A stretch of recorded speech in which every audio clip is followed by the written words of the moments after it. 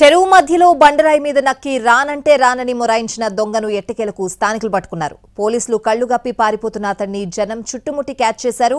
చోరీ చేసిన నగదు బంగారాన్ని పోలీసులు స్వాధీనం చేసుకున్నారు.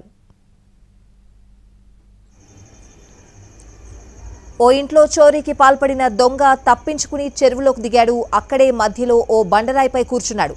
పోలీసులు అంత దూరం వెళ్లారు కానీ చెరువులోకి దిగలేకపోయారు. దొంగను బయటకు రమ్మని ఎంత బతిమాలినా అతను వినిపించుకోలేదు. సీఎం రేవంత్ రెడ్డి, మాజీ సీఎం కేసీఆర్ టీవీ ఛానల్స్ వస్తే గానీ చెరువులో నుంచి రానని తెగేసి చెప్పాడు. అతడి డిమాండ్లను విని పోలీసులు నివ్వెరపోయారు.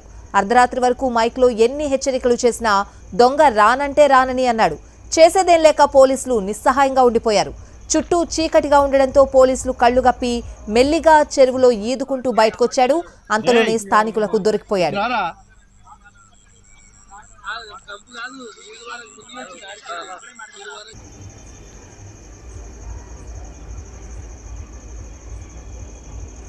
సూరారం శివాలయ నగర్లోని తాళం వేసిన ఓ ఇంట్లోకి చొరబడ్డాడు. బీరువా పగలగొట్టి బెడ్రూమ్లో కూర్చుని డబ్బులు లెక్కబెడుతున్నాడు. అంతలోనే ఇంటి వాళ్ళొచ్చారు. వాళ్లను చూసి పరుగులు తీశాడు. స్థానికులు అతన్ని వెంబడించారు.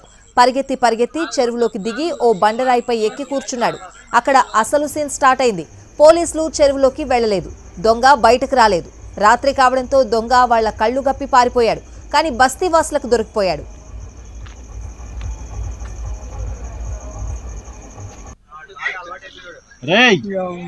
ఇట్లారా